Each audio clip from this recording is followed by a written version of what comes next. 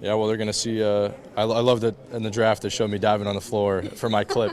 So they'll see some more of that and hopefully some threes going down. What if the next three-point revolution isn't coming, but it's already here? Every era introduces a player who doesn't just knock down threes, he redefines what a smart shot actually looks like. He stretches defenses beyond the comfort zone, he forces coaching staffs back to the drawing board, he turns the deepest look on the court into the most efficient option available. And right now, the next name might be Kon Knueppel. This isn't a random heater, this isn't a bench player catching fire for 1 month, this is a true movement shooter entering the league and immediately shifting expectations. And the impact isn't hollow. The Charlotte Hornets have been playing better, the spacing feels intentional, the offense looks structured, the ball swings with rhythm, and right in the middle of it, a rookie is shooting lights out like a 10-year veteran. But to understand the significance of this situation, we need to go back.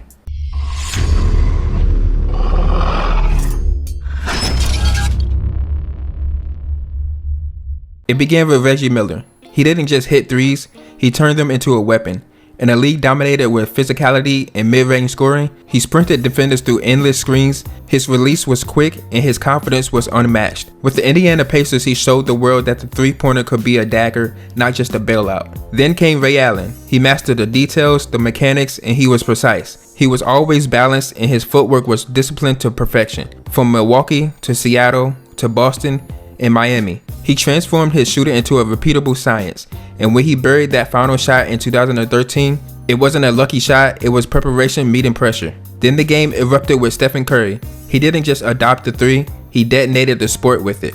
Pull up threes from 30, off the dribble, lean in transition, it didn't matter. Defenses had to pick up from half court. He reshaped roster construction, he influenced how kids practice, he made 300 threes in a season-filled routine, and then did it again. He didn't just increase the value of the three-point shot, he made it the most dangerous weapon in basketball. Now here comes Kon Knueppel. Setting a rookie three-point record isn't just about minutes. Plenty of first-round year players see the floor, plenty are encouraged to shoot, but finishing at an elite clip, that's different. Kon's footwork is polished, his base is steady. After making a pass, he slides into the open space like a seasoned pro. He never looks rushed. He never looks sped up. His release on his shot is the same in the beginning of the game to the end of the game. That kind of reliability matters. He shoots with the composure with someone that expects the ball to go in every time, and the Hornets are reaping the rewards. For a franchise searching for direction, elite shooting provides structure, driving lanes widen, the pick and roll can actually breathe and help defenders hesitate, and teammates can now actually play with a lot more space.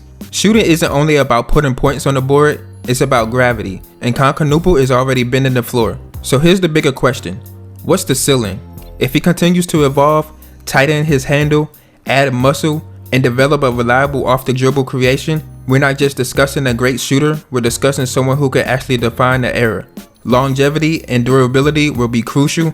The league is filled with careers that flashed brightly before injuries changed everything. If he avoids major setbacks and builds year by year, the long-term numbers become fascinating. Steph Curry owns the all-time three-point record. That mark represents more than talent. It represents consistency, reinvention, and outrageous efficiency over a decade. But every record exists to be pursued. Kon is entering the NBA at a time when the volume is at an all-time high, teams fire more threes than ever, pace is faster, and spacing is a priority. If he maintains elite efficiency while increasing his attempts, and if Charlotte builds a competitive roster, the opportunity will be there. The difference between a good shooter and a generational one is adaptability. Reggie thrived in bruising playoff battles, Ray thrived in discipline and system-based basketball, Steph thrived in motion and unpredictability. Kon's test will come in a league that fully understands the power of shooting. Closeouts will be sharper, game plans will be specific, defenses will blitz him in big moments. The real question is, can he respond? Can he add the step back, the sidestep, the instant relocation before a defender reacts? Can he extend his range without sacrificing efficiency? Because that's what separates elite from era defining. And here's what makes this compelling. He's only at the beginning. Rookies aren't supposed to look this settled. They're supposed to second guess.